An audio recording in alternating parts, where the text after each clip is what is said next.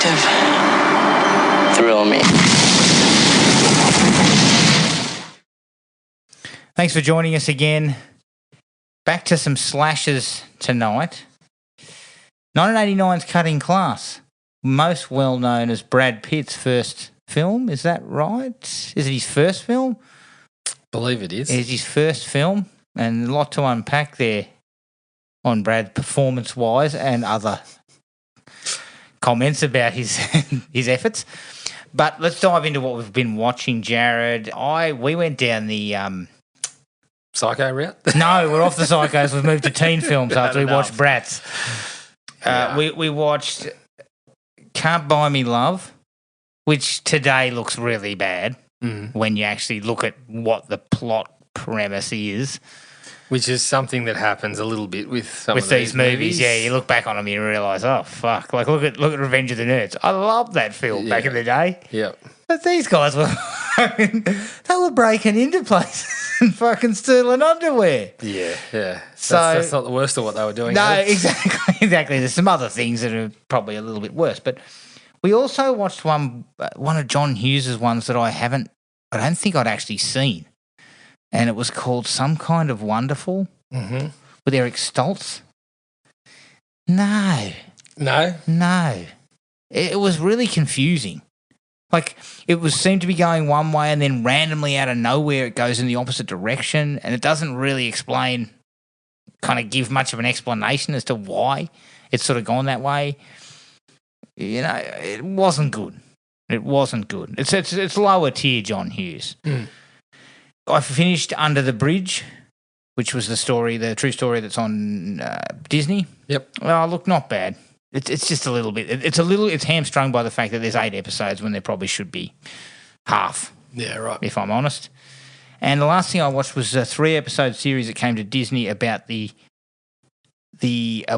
lady professor involved in the creation of the behavioural science unit in the FBI, and it was called Masterminds.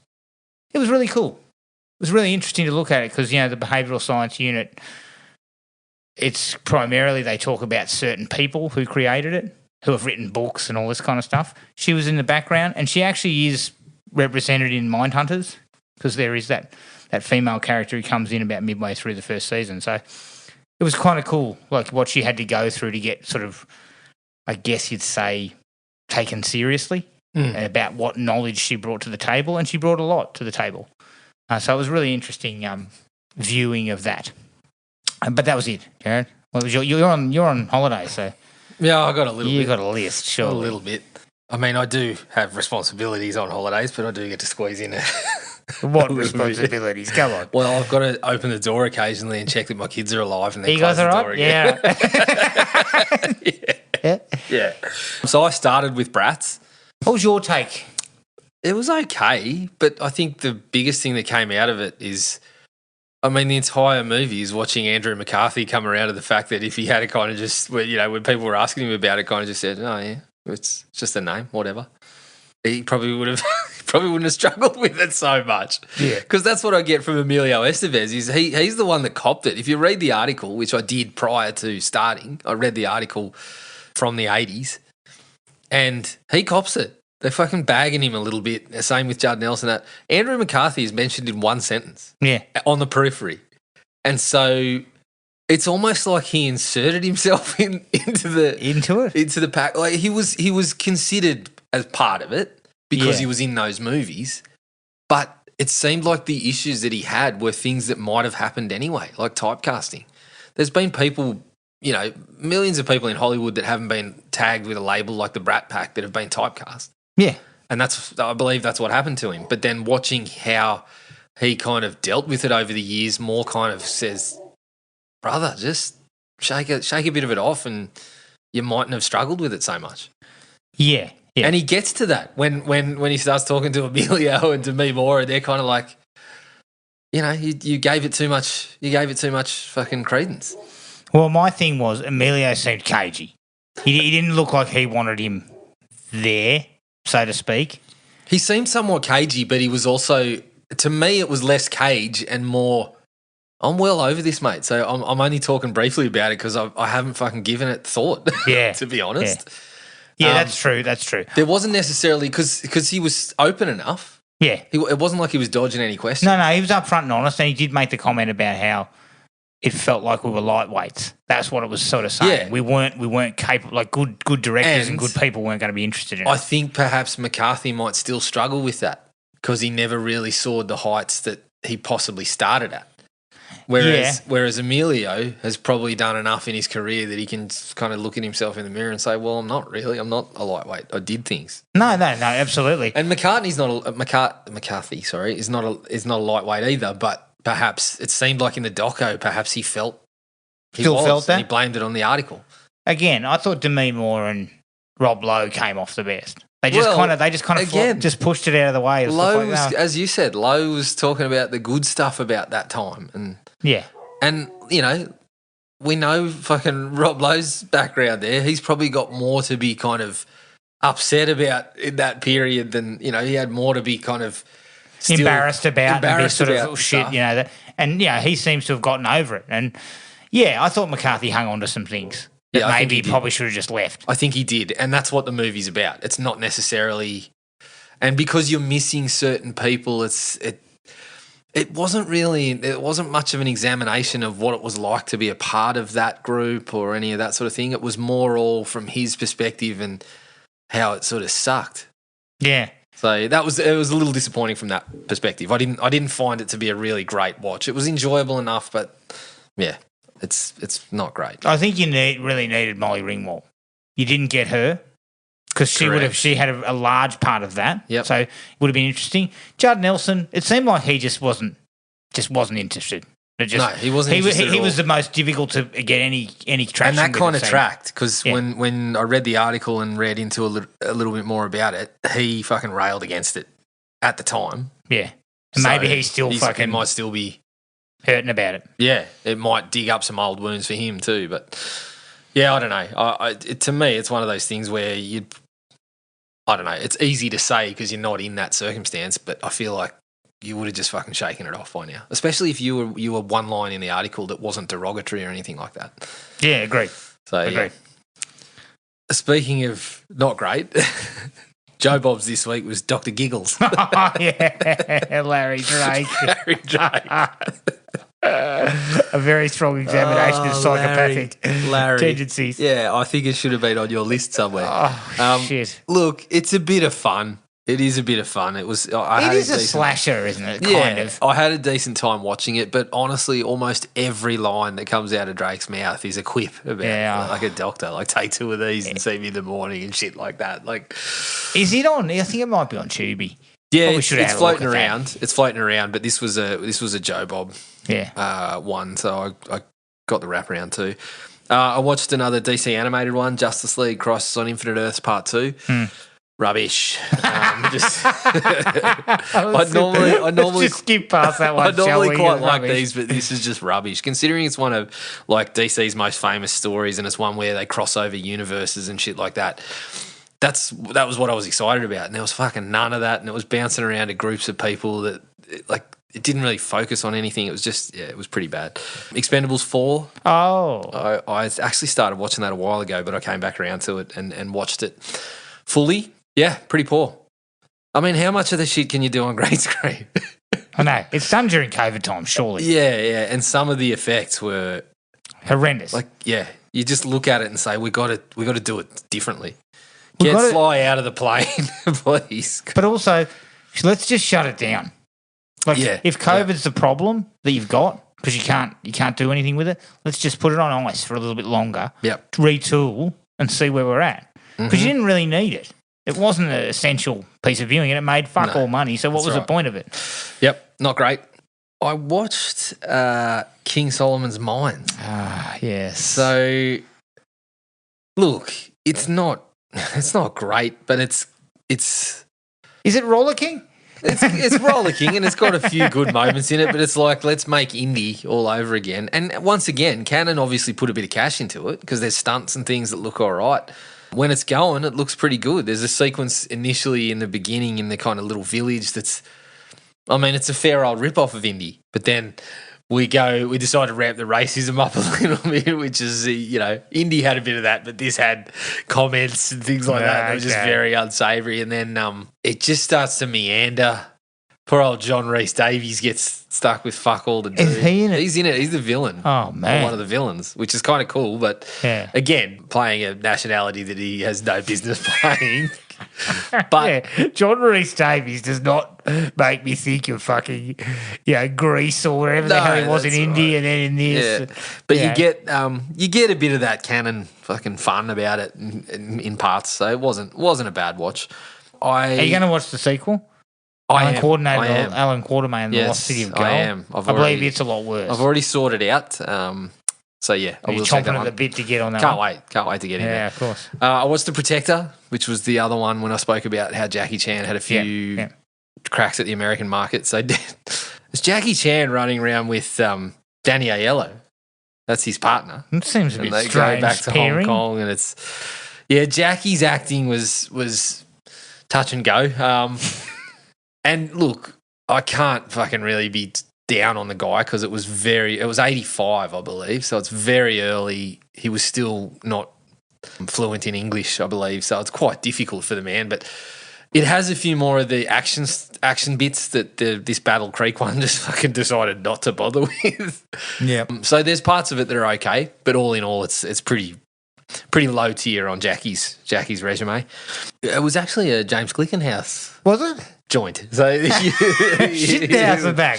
Yeah, you would enjoy that. I believe they were very Jackie Chan re-edited it for the Asian market and has been back and forth with Glickenhaus for years about how he didn't understand him and all this sort of shit. And Glickenhaus kind of fired back with, which he's got a point. He said, for Jackie, it's a badge of honour to get hurt on a set, but for me, no one gets hurt on my set. Yeah.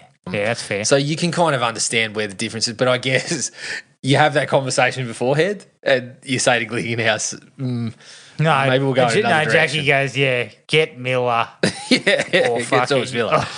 George Miller said, Jackie busts a leg and George Miller says, you got another one, Jackie, let's go again. No. I got fucking stuntmen do that all the time, mate. Yeah. I watched Sisu.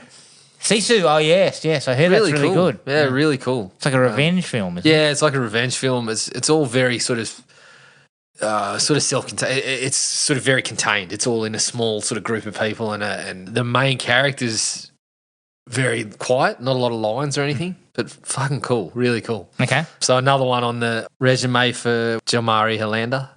So because it's a couple of the same actors from Rare Exports. Oh yeah. So, yeah, he's got a few on the resume that are quite enjoyable now. I watched Clue.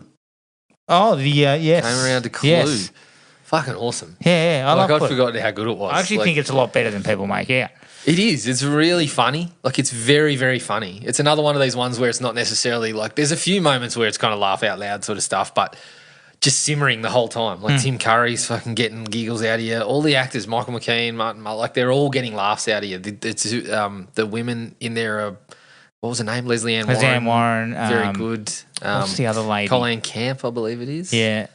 The one who played Mrs. White. Yes. Remember her name. She was in Young Frankenstein. She's very funny as well. Yeah. I loved it. I thought it was really cool. And it was funny to see the three endings.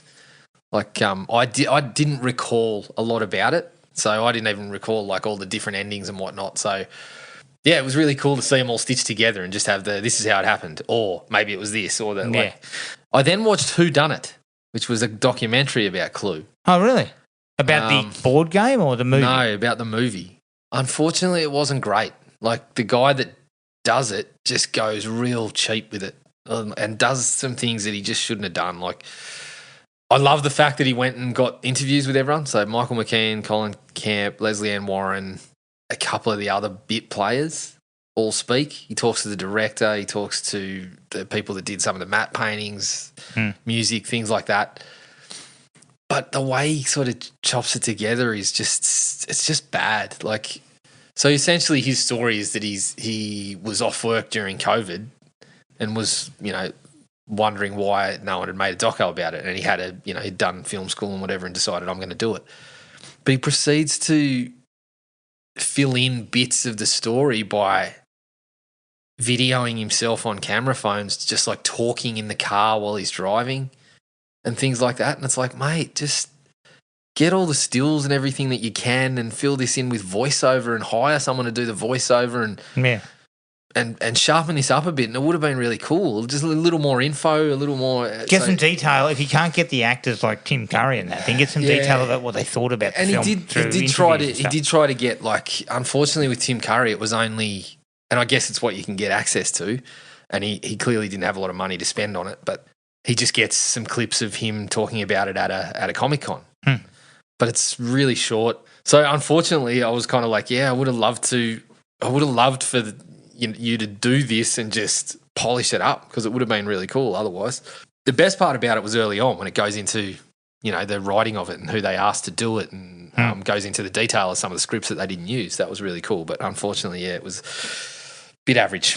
After that, I dipped back into Scott Adkins territory. Oh. Haven't been there for a while. Haven't been there for Scott in a while. I watched Max Cloud, which was like, it's another one of these ones where someone gets stuck in a video game, but the video game is like a 90s beat 'em up about a guy called Max Cloud, and Adkins plays Max Cloud. Actually did a really good job with effects and things for, again, something that's obviously not a high budget. Got some good actors, got Tommy Flanagan, got John Hannah playing the bad guy. Everything's just kind of halfway there. There's a couple of parts where they do a really good job of getting kind of the video game, or someone being controlled in a video game, or trying to represent how a video game brawl might look, if it was real people in it and things like that. But it's all just about kind of halfway there. And Johnny Hannah, I don't know what was going on, but his character's really weird. So it was okay. It was okay. I enjoyed it. I would definitely say watch it if you like that. I then watched Accident Man. Yes. Really enjoyed that one. That was really cool. Is that a comedy sort of actioner? There's a bit of Guy Ritchie to it. There is a sequel. It's got a bit of Guy Ritchie to it. Good cast. Ray Stevenson, Michael Jai White shows up in there. It's another one where it's nothing that you haven't necessarily seen before, but it's just done with some really good fights, just done with a bit of humour and a bit of charm, and it just works. It's where you get a bit of Adkins is a guy who can mix it up with the modern kind of action style. Like, he doesn't look out of place in something like a John Wick. He can do those sorts of fight scenes, but when you watch his direct-to-video stuff, he kind of harkens back to the Van Damme sort of stuff as well. He's got a nice little middle ground where he can do both of those things and do them reasonably well. So, was good to get another couple under the belt from Adkins, and he's still impressing me. He's racking up. Yeah, he's racking up points because there's not too many guys like him who I'll seek out work from that aren't working regularly on big films. Like he gets his shots, but he mostly does the direct to video stuff. And he's on a select list of people who you'll seek out. I'll seek out on those now. Yeah, and that was what I got around to. I got to see 2/3 of Maxine before a fire evacuation happened at the shopping centre. Okay, great. So I'm going to finish it off later on, when we wrap up here. Are you watching it in full? I'm going to watch it in full again. Yeah. I was quite enjoying it. I think there's going to be some twists and turns. If there's not, it's going to be like story-wise, I don't think there's a lot of surprises, but Mia Goth's really good again. Kevin Bacon redeeming himself after Axel F. He needed to. He needed something. I feel he's doing pretty good. And Ty West, again, kind of takes the style from that era. There's parts of it that look like a cheap VHS sort of thing, which is cool. Okay. So, I was enjoying that. Cool. All right, before we get to the film, just a quick up or down. The trailer for Red One was released not long ago. Now that stars The Rock and Chris Evans, and is directed by Jake Kasdan, who directed Jumanji. It just looked lame. Wrapped up. It just looked fucking lame. Yeah, like I look at a trailer like that, and I just think to myself, so who's this for? The comedy was just low. It was just very low level. Whatever was in the trailer was really just obvious gags that. Yeah. I kind of said to you, like, Dwayne Johnson looks like he's simultaneously goofing off but taking himself super seriously while he's doing it, and it's like, oh, geez, I just don't know how this one's going to play out.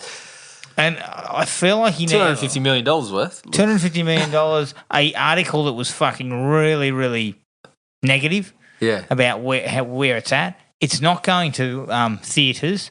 So, how do you recoup that $250 if you have it on Prime? I guess Amazon's not really caring about the cost because it's all with the end goal of getting you to sign up to a Prime membership. I just couldn't see this moving the needle on a lot of memberships.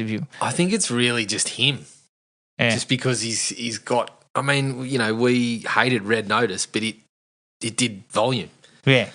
So I guess it's from that perspective. God. All they need is people to watch it. But I mean, fuck, if it's that bad, if it turns out to be bad, you got people emailing you saying, I want my fucking money back. Is that a good thing? No, it's not. I don't know. You said to me a minute ago, is it really all that bad for The Rock? And I was kind of like, well, I mean, the movie hasn't come out and his reputation's been torn to shreds in an article. We found out that he pisses in bottles, which we didn't really... Correct. We were unaware of that unless we were following his Instagram closely a few months earlier. So, yeah, it probably is that bad. It is it's pretty fucking bad, actually. Now that and then if it comes out and starts getting... Because I know I would not be happy that my reputation was soiled. No. Just like the fucking bottles I was weaning in and handing to the nearest person. Yeah. Like, if somebody was fucking ripping my reputation to shreds when I hadn't, just before something was coming out. Yeah. Yeah, I think it would have a fairly adverse effect. But it also is he Teflon coated though? I don't think he is. I feel like there's a bit of I think people might be starting to see that there's a bit of staleness about what's going on. And, it not only, I mean, it was questioning his fucking, in a sense, it was questioning his business ethics about who he's putting into production roles and stuff. So it's not the stuff you want going around before the movies come out. No, you don't want to hear that the people I hire to fucking make these movies who are in my family circle, people are saying they don't know what the fuck they're doing. Yeah. That doesn't look good.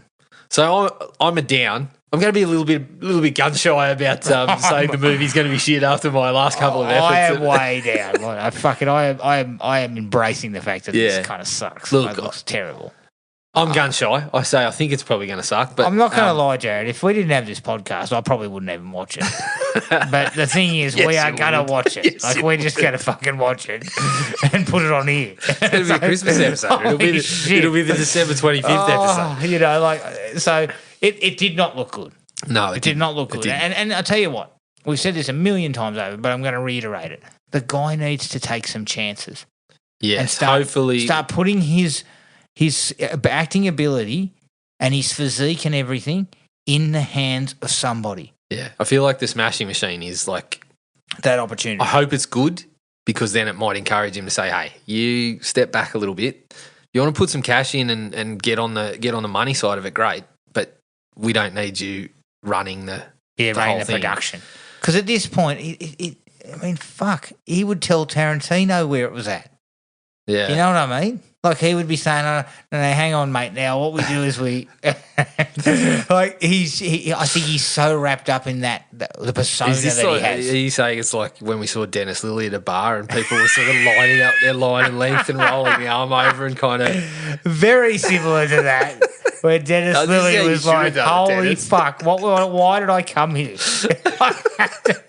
Yeah. I have to hear from these fucking bozos who know nothing about Test cricket. Yeah, they're comparing bowling actions with me.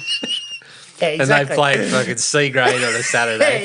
Yeah. When you turn to them and you fresh say... off a hangover, chunded before they go out to fucking score 6 runs. When you say to Dennis Lilly, it's very similar to when I'm playing like 4th grade for Wes. And he nods and goes, yeah, sounds very similar. Yeah. Firing one down to Viv Richards is just like that. Yeah, exactly. But yeah, I've got no time for this movie. None. No. Like I just feel like it's not. Can't wait to cover it then. I can't wait. I can't wait for the 21st. Circled it on Can't come quick enough, in my opinion. All right, let's take a break. And here's the trailer for 1989's Cutting Class. It was just another ordinary, dull, and boring semester at Worley High. Attention, faculty and students. This is Mr. Dante, your principal. The classrooms were in disorder. As of today, you're suspended. Relationships are impossible.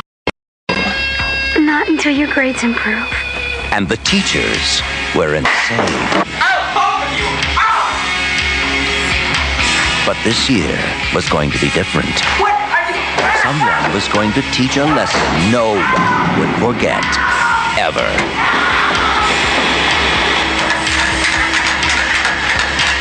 By the way, Frankenstein's staring at you. Get shocked every day he was in the hospital. Every single day. How could they do that to him? I like you, Paula.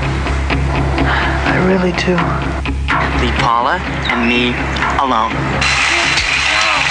Are you telling me the truth? I'm trying. What is this? Survival class?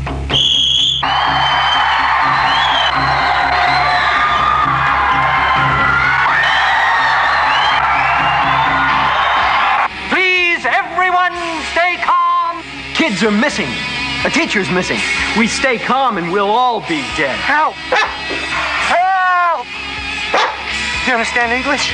Was it a teenager in distress or a murderer in disguise?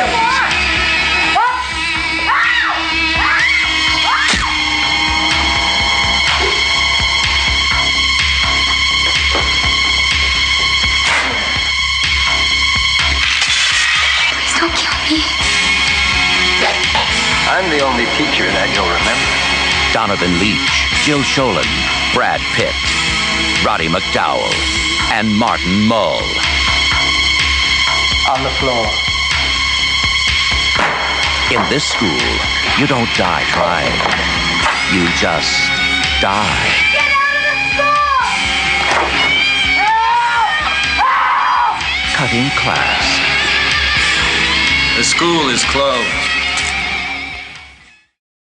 Cutting Class from 1989, directed by Rospo Pallenberg, who did some uncredited directing work on The Exorcist 2, The Heretic. Don't tell anyone, Rospo. No. I'm fucking keep that shit to yourself. Yeah, That's why you're uncredited for a reason. I didn't want anyone to know. Fucking hell, what could you have possibly brought to this? I put on the Groucho mask and walked into the office to collect the cash. I didn't want to check. I didn't want a paper trail. What are you doing here? I'm just picking up my check for The Exorcist. Okay, it's produced by Donald R. Beck, who produced Two Guys, a Girl and a Pizza Place, and Rudy Cohen, who produced The Black Dahlia. It's written by Steve Slavkin, who produced the TV series Salute Your Shorts. It stars Donovan Lettich Jr. as Brian Woods, Jill Sholin as Paula Carson, Brad Pitt as Dwight Ingalls, and Roddy McDowell as Mr. Dante. Budget was unknown. I couldn't actually find anything. It looks pretty cheap. Yeah. And it was direct-to-video, I believe, so I don't think there's a box office take. Tell you when it looks the cheapest, when Brad Pitt cuts down a door that appears to be made of balsa wood. Yeah, I did say that. Brad Pitt once flashed a passing car while taking a break between scenes. Great. The police showed up to question him when the driver reported the indecent exposure. Brad. I thought you were a good bloke. What are we doing? I mean, I know you were young. We were all young once, and we've all done silly things, Brad, but fuck. You should know better than that. Look, it's one thing to drop your trousers and show someone. It's another thing to just nude up. Hope no one sees you. You know, it's a different thing. Totally. All right, Jared, Cutting Class, 1989. Come on. How do you feel about this? Okay. So I actually had more fun with it than when we'd previously watched it, which was quite some years ago now. I think there's a couple of parts that work out okay. It's lacking a little bit in some of the slasher elements, like a little bit more gore would have helped. There's a couple of kill scenes and things like that are reasonably on the mark, but, you know, not a lot of gore. Yeah. I think it kind of drifts between, like, the story is straight down the line. Like, there's no surprise, there's no character. It's kind of, we don't even know who we're supposed to be sort of following in the movie at times. So it's a bit muddled in that way. The cast is surprisingly strong across the board. But yeah, there's this sort of you're enjoying some of the acting work, and then they start bringing out these sleazier elements and things like that. Where it's like, what are we doing here? So I got a few laughs out of it. Enjoyed a few of the slasher touches, but never really goes all the way in any of them, and it just isn't very well written. And directing is, I don't know. Would you say tradesman like? I'm going to say that the director's fresh out of film school. Yeah, so I went for 2 stars. 2 stars. All right. I assumed it was supposed to be a piss take, and then even by those standards, it was garbage. Like, there are people out there who like this film and have fun with it, which is fair enough. I can see why you might come there. Yeah. But for me, it was just a slog. Like, it was just a very, very boring, very tedious slasher that lacks the things that you need. Yeah, I didn't think it was parody, but I did get a few laughs out of it. I think there was supposed to be some humour in it. Yeah, I think there was definitely supposed to be some elements that you laugh at. There is some that you're not supposed to laugh at that you do. Yeah. But for me, it wasn't even like a knee slapper. No. Like if I'm trying to get, if you're telling me it's kind of a comedy, then maybe I didn't. It's no pieces. No, it's not. No, it's not. But you know what I mean? Like it didn't work on that level. It didn't work as a slasher. It didn't really work from a character development or plot standpoint. It was pretty tough going.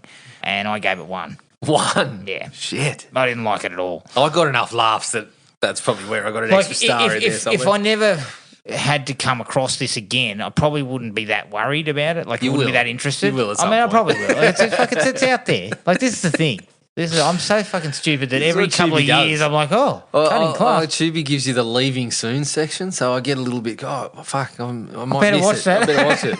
The 2 weeks later, it's back in the catalogue, and I know it's probably going to be, but there's part of me that thinks, what if it doesn't? It's about stakes, Jared.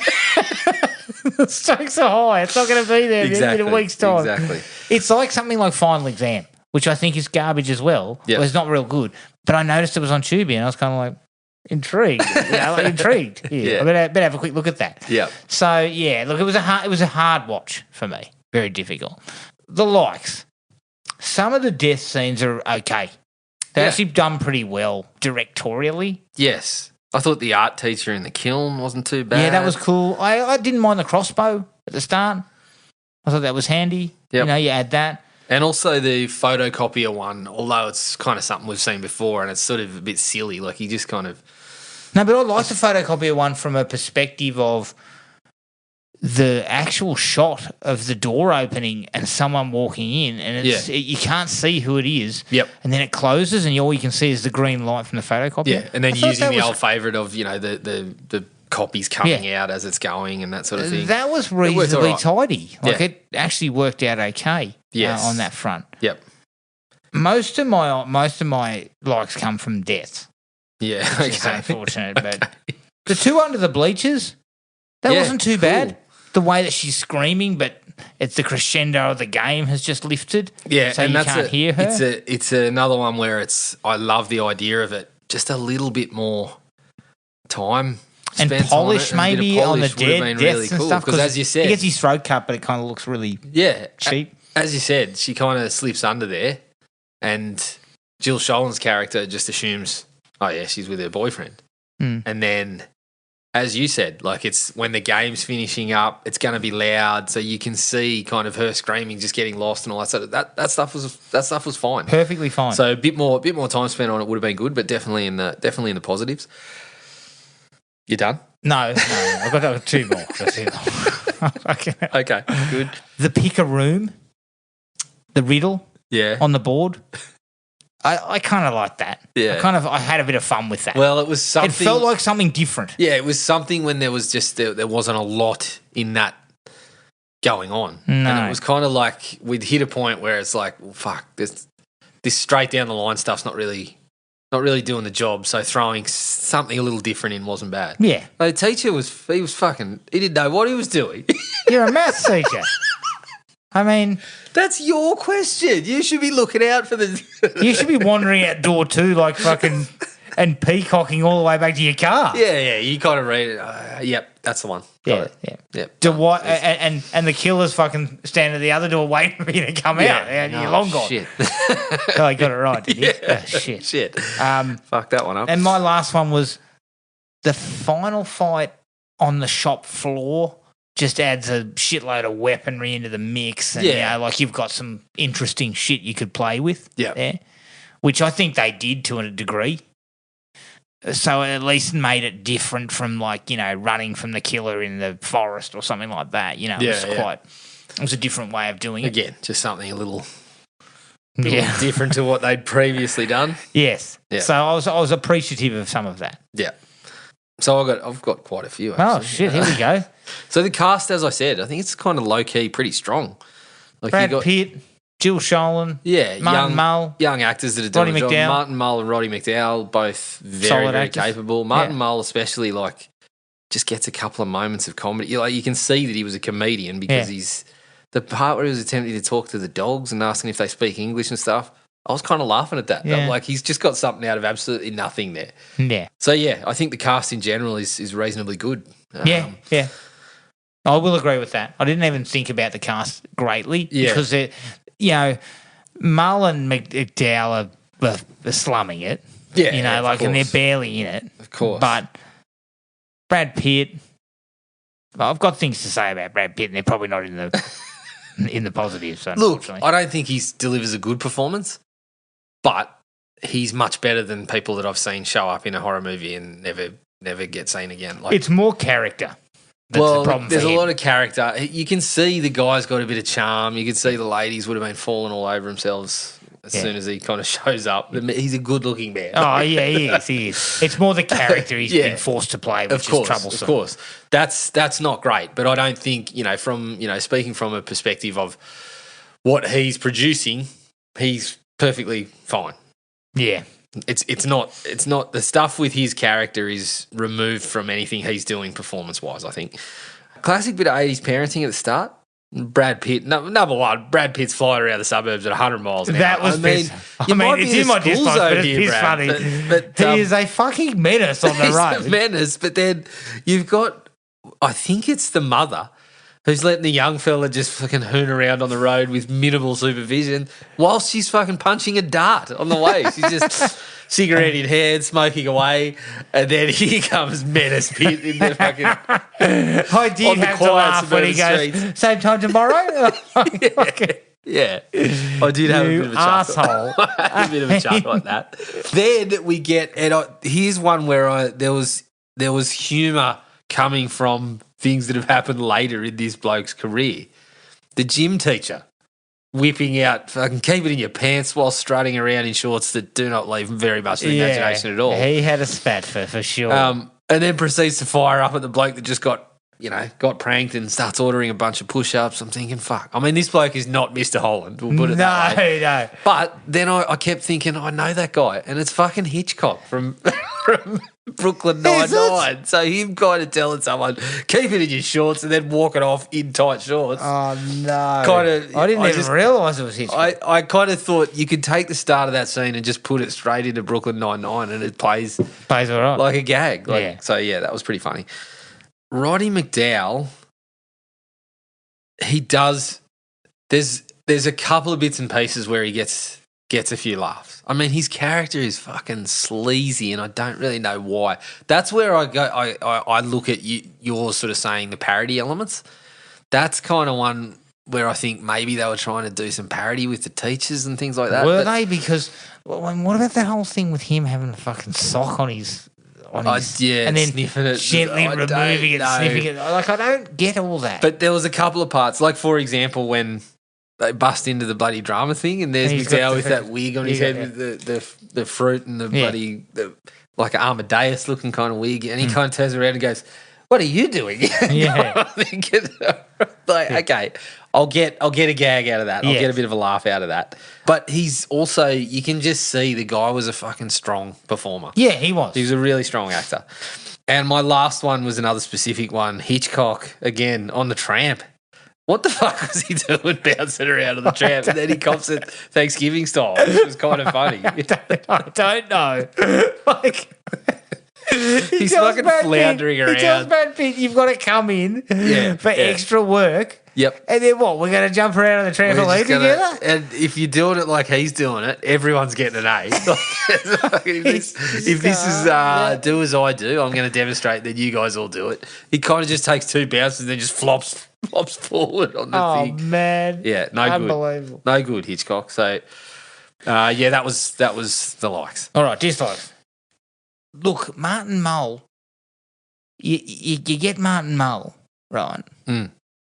But you shoot him with a bow and arrow in the first minute. Yeah. And then he spends his only screen time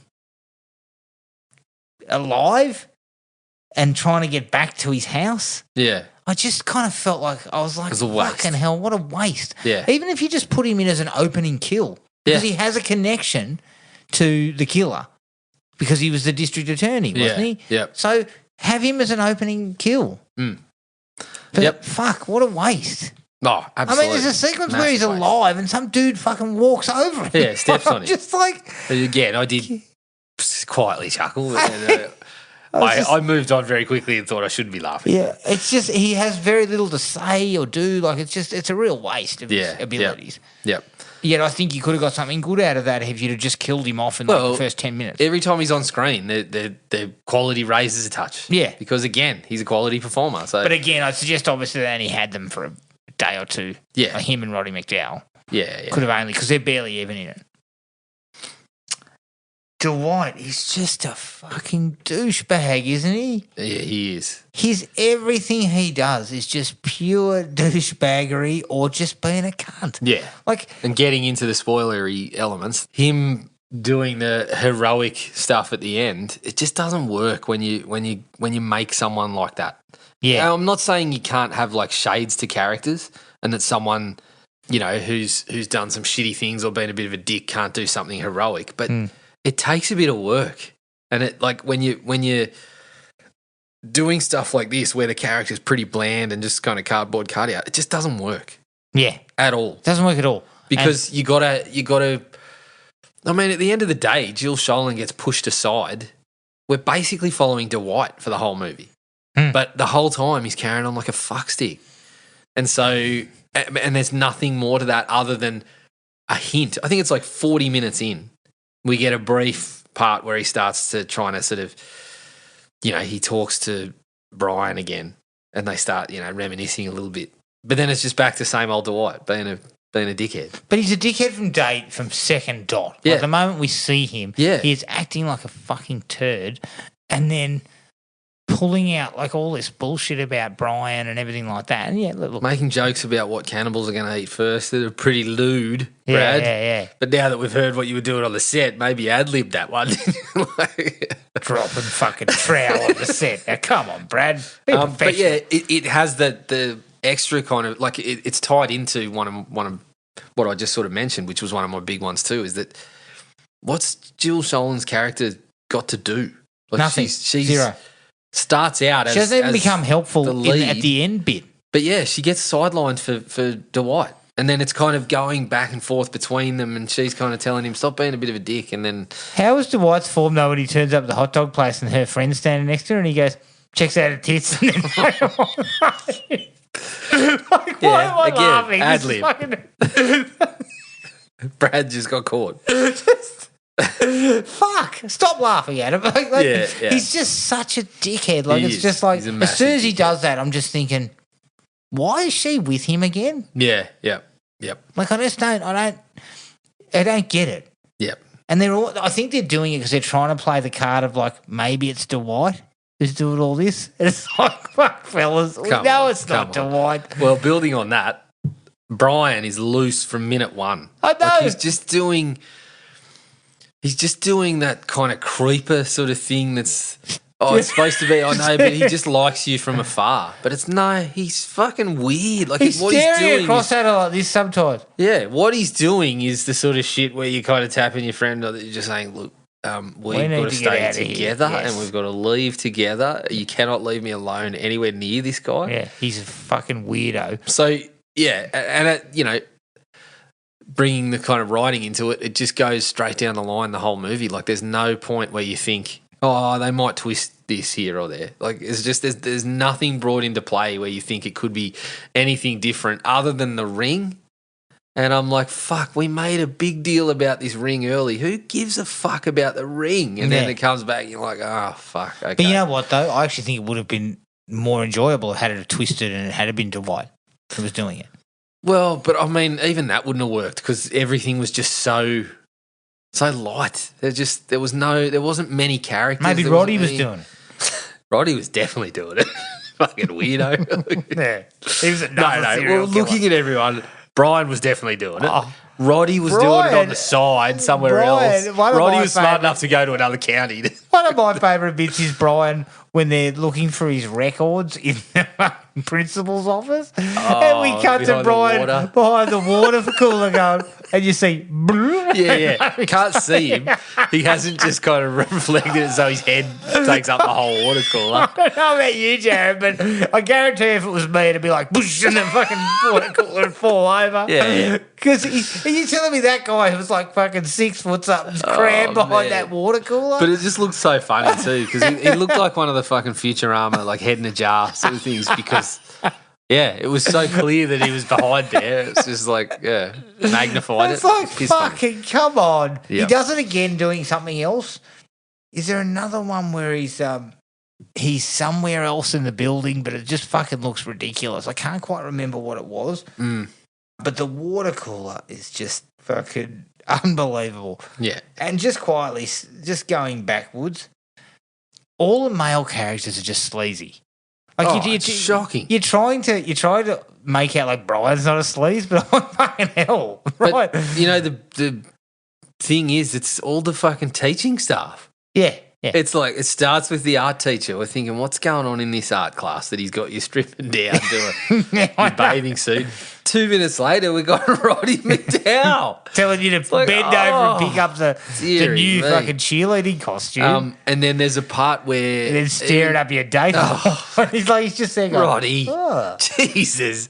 I mean, you're a respected actor. Can you not turn up and say, I'm not doing this? Yeah. No, I'm not doing this. You know, I'll go for a few laughs and things like that and try to be goofy, but I'm not doing that. I'm not looking up a young girl's backside. Yeah, and I think there's a part where bloody Hitchcock does it too, doesn't he? When he's teaching him with the arrows and stuff. I was like, oh my God. It's just, and then Dwight is equally as bad. As I said, he walks up past her from best mate and starts staring at her tits and like, Jesus Christ. Fucking, why don't you just be... why don't you just fucking don't sugarcoat it, just do it in front of her. Oh yeah. Perfectly fine. Yep. It's a big failing of the movie because it's just if they are going for parody, it's not all that funny. A lot of it. And then Dwight whips out the old he's wearing his dad's suit and he's like, your dad's quite a bit bigger than me, isn't he? But yet I'm bigger where it counts. Yeah. I was just the police that turned up 10 minutes ago told us that too, Brad. That's how they identified you. Some poor prick in a car was driving past and happened to say the same thing. Yeah. Police are going, look, come with us, Mr. Pitt. What are you doing?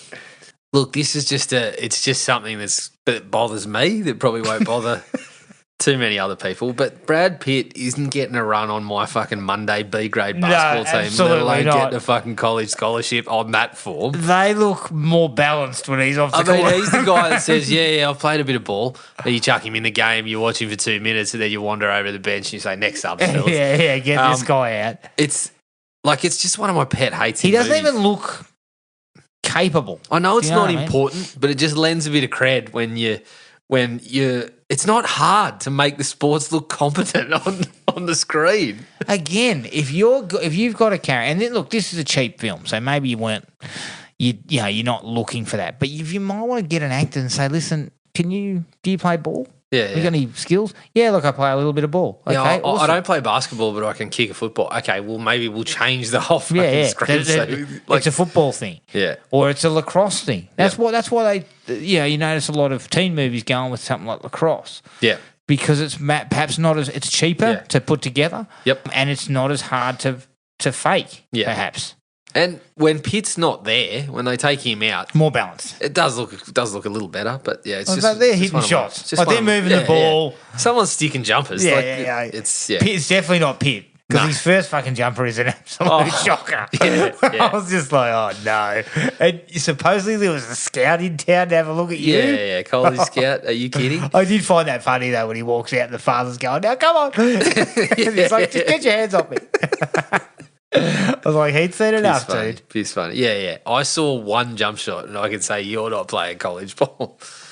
There was a couple of lines just after that too that made me laugh a lot for some reason. There's when Brian's in with the assistant principal, they're having a back and forth about the teachers. Oh, the teachers are trying to expand your minds and whatever. And they start telling him, she starts saying, oh, you're not focused or whatever. And he goes, those are lies. And she goes, are you saying your teachers are liars? I'm like, that's the gist. Yeah, that's pretty much what I just said, isn't it? Yeah. That gave me a good laugh. Then we get the fucking custodian. What the fuck? What is going on there? Then he starts going, I'm the custodian of your destiny. Yeah. And I'm thinking, what drugs? Yeah. You're definitely on something. In 89, it was definitely coke. Oh, shocking. So that guy was coke to the eyeballs. You know what, though? The thing that sucked about that is it felt like it was kind of like Crazy Ralph. Yeah. Is that what they were kind of going for? Well, again, when I look at him, I think maybe you were right that they were trying to do some sort of parody elements because I can't explain that character otherwise. I can't imagine someone's gone, yeah, this is a good take on the sort of soothsayer, the doomsayer. But even then, character. It's not a good take on him. No, it's not a parody. It's not, yeah. And he survives, doesn't he? Fuck, I mean, to me, he gets knocked over. Yeah. Early. Yeah, of course. Okay, I found the other one where Brian is clearly not hiding correctly. It's when she gets in the car with Brad Pitt after a game and he starts fondling a leg and then it cuts up and Brian's right at the window. He may as well be fucking going. Yeah, and you hear the kind of thump on the door and they both look around and he's kind of don't see him. Like, again, he's still just there. You would have heard him go click, clack, click, clack as he's running off. Yeah. It was fucked. Like, I was just like, And again, I'm thinking parody. I keep coming back to parody because these things are so stupid. But I don't think they were. That's the thing. I don't actually look at them and say they were standout meant to be stupid. Maybe they just were just wrong. Stupid. Wrong. I think they just got it wrong.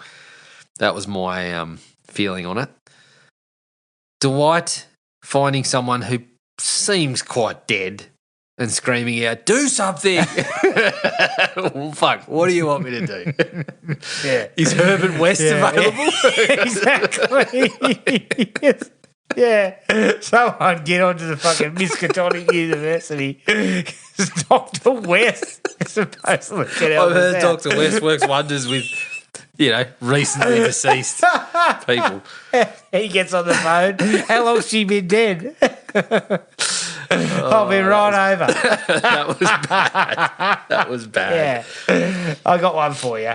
I know that you're using the class ring and saying, like, it's a red herring. Yeah. And I know Dwight's a gigantic dickhead, so it wouldn't be that hard to think, sort of stretch to think maybe Dwight's involved. Yeah, right? Yeah. But the way Brian goes to her, so you're taking advice from a guy who's like talking in this fucking, monotone voice and saying things like, I'll do it just for you. Yeah. One of the recent times. Fucking hell, I'd be like, one of the recent times you saw this guy was when he was trying to peek on you in art class and he was holding a statue by the breast. That's the guy you're listening to? I mean, let's background check here. I don't even need the background check. Background checks. He's been in a psych hospital. Fuck. Exactly. Like, my recollections are you don't come out of there a better person, do you? You come out, you Pretty come out of the psych fucked up, I'd hospital, suggest you're you would doing be. things since you got out that make me question whether you should have been out. Also, I've got question marks on how he got let back into school.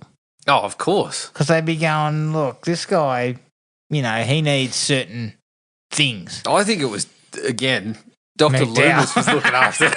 Dr. Loomis was looking after Brian, he was too consumed with Michael Myers. Oh, yeah, fuck, sign off on this guy. Yeah, but he fucking didn't do a good job there either.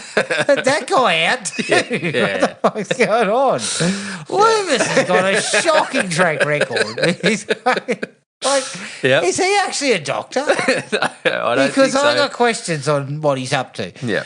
Yeah, so, I mean, she fucking nods at Brian like, Oh, yeah, you've got this, son. you know You've what? fucking closed this case, haven't you? Shit. I'm just saying, listen, neither of you come near me, okay? Yeah. Fuck, I think you both might be out there. Yep. I'm taking the Sidney Prescott approach. Yeah. I'm saying both of you can fuck off. Yeah, you can both fuck off. Leave me alone. The death of Hitchcock, I mean, you can his whole body is bouncing up and down, and you can clearly see that the fucking spear is next to it, not through it. Good. Yeah. I was like, oh, ingenuity. the Adam. effects, fellas, the FX. Yeah, I think that was the same guy who suggested, this door will be fine. It won't look. Yeah, it won't look like it's been pre-cut. Oh, it won't Brad. look as thin as a piece of paper when Pitt rips at it. Yeah. I also question that, like, we go through the entire movie with zero check-in on Dad and his hunting trip. I know he was supposed to be away hunting for a while, but it appears to be like quite a collection of days. No one's checking on him. In the time that guy's been fucking laying out in the marshy bog, Dwight has been scouted and fucked it up. Like, it's a fucking week. Yeah, I reckon. Yeah, it's a long time. He's a time. week in before he gets back to the house. Now, I reckon I don't know. I think you need water and food to survive, especially if you've got a hole in your chest. We was eating those fucking. What was he eating? Was Oh, it eggs? Initially, I thought he was eating a marshmallow. And I thought he's just fucking chomping on a fucking boiled egg. Don't do that. Yeah, Martin. At least fucking devil that thing or something. Curried egg or something. My mum used to do a very tasty sort of curried egg back in the day. Very nice. I mean, fuck, if you don't know how to do anything with it, just get a bit of mayo. Sorry, not curried. Yeah, just get a bit of mayo and a fucking teaspoon of Keen's mustard. Yeah, whack it together and put it in the middle. Powder, whack them together. Don't eat it like that. Fuck. I was just it may just be how the movie plays out. But it just seems like they're going on forever, and then we just kind of check back on him once or twice, fucking lay it in the bog, and then talking to the dogs. And you're like, well, fuck, has anyone bothered to check in on him? Yeah, and how old were they supposed to be? The student body? Yeah. Were I'm they pretty sure it high was high schoolers? school. Yeah. I don't know. I don't think I'd Which leave is my why- high school fucking child alone in my home for a week. No, fuck no. I mean, I would have left you home for fucking Well, my parents left me and my brother home for a night on my 18th birthday, and the fucking joint was wrecked. Yeah. They came home. Especially when you say I'm just going to cook risotto for dinner. Yeah, I say, fuck, the I'm not fucking house going is on anywhere. fire. They came home. They drove in that morning, to find one of the alleged fucking adults who was looking after us fucking in the garden bed going, "Brr!" fucking having a yak. Yeah, good form.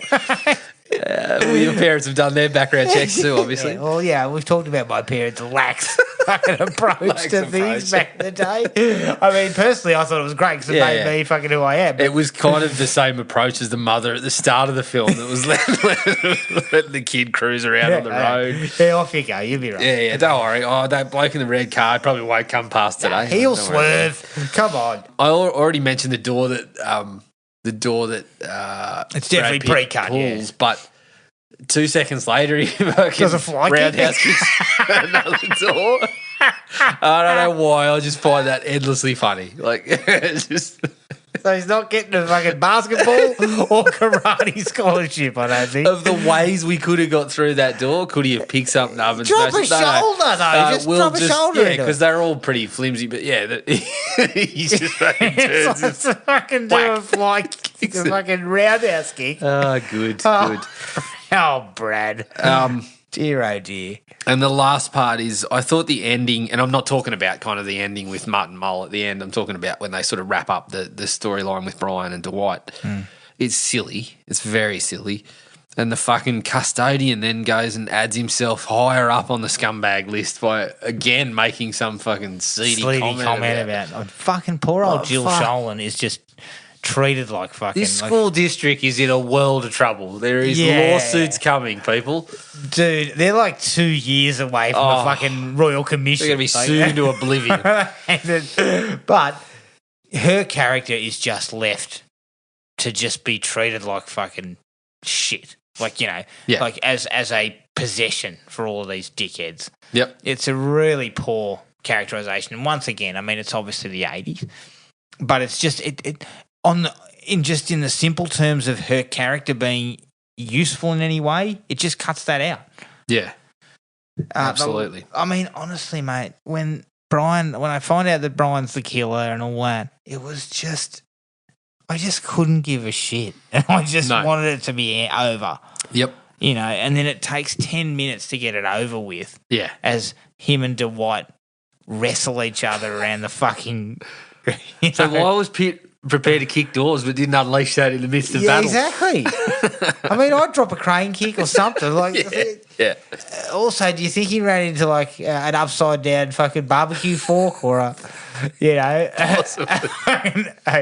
plastic bloody peg that's been drilled about 50 times? Yeah, I reckon they should have had in the midst of that battle them using things that students have made at school. I.e. like a plaster head that kind of resembles Hulk Hogan.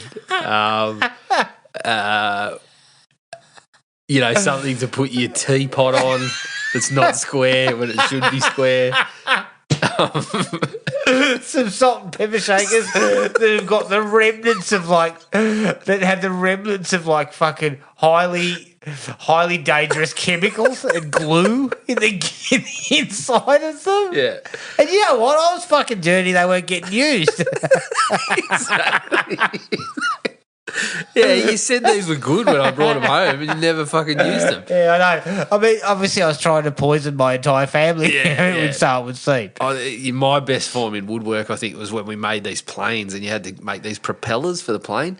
But the wood, once you kind of cut it, started to get a bit flimsy and I kept fucking snapping the propellers to the point where the fucking teacher was extremely critical of my skills. But then the next day, I got one right. I finally got one right and I fucking put it away in the cupboard to be ready to fucking sand it. Yeah. And then the next day, I get in there and someone's taken mine. So I'm like, no. Fuck, what do I do? So I just pinched someone else and continued on with it. And then some other poor bastard spent the double period going, who's got my propeller? Has anyone got my propeller? So once I saw him on the case, I quickly got the sanding going. So by the time he got there, it looked a bit different. To a battle box stick. He got over it, looked a bit different. He's like, "Is that mine?" No, this is mine. Yeah, just continue. Mate, fucking go away. Yeah, do your own. Put in your own work, you lazy prick. Not my finest hour. That was my sort of Brad Pitt work. Yeah. And the ending, I mean, you come back. Like, we hire Martin Mull, we leave him fucking to do nothing for the entire film, and we get him to come back Waste of a day. And say, have you been cutting class? And then we get this sort of like, dun, dun, dun. what are we doing here? Yeah, not the best way to end things. Oh, dear, that was hard. I would have just had it be no mention of the cutting class, but him adding rule number 4. I said don't hang around with fuckwits. Yeah, and here you are. Yeah, Exhibit A. Yeah, this exactly. guy. He's going fucking nowhere. Or I would have had him go, oh, yeah, it's great to see you, Dad. We'll catch you later. And then have him go, boom, and accidentally run over the little kid who's once again hooting on the road. Or what I was hoping might happen, Jared, and it didn't. Like, and obviously, you know, I was having a hard time with this 90 minutes, but I was hoping Martin Mull might crawl out of the fucking, you know, out of the slime and the muck onto the road and get run over. That's what was going to happen to start with. And it almost happens. They pull up stuff, but I thought that would have been funny. Yeah. It would have been better Once than again, what we got. Parody.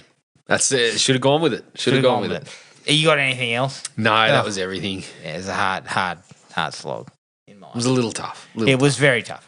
As I said, I think I had more fun with it than you did. Yeah, you did. But yeah, you it was did. all right. But it was, it was. It wasn't wasn't. I interesting. wouldn't say I wasn't looking at the clock a couple of times. Yeah. I mean, I watched it in 3 sittings. Oh, shit. Jesus okay. Christ. So you had real trouble with it because she was only what? Well, once you cut credits, it was only 90. Fucking 85 minutes or something like that. All right. That was Cutting Class.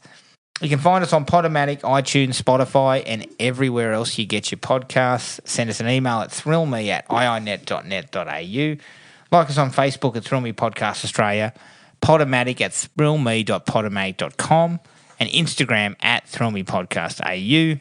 Make sure you rate and review us on iTunes and all the other platforms. Keep an eye on the Facebook page for details of our next movie. But until then, take it easy, and we'll catch everyone later. Cheers. Find the podcast at Podomatic or on iTunes. Don't forget to rate and review. Like us on Facebook at Thrill Me Podcast Australia, or contact us at thrillme, all one word, all lowercase, at iinet.net.au.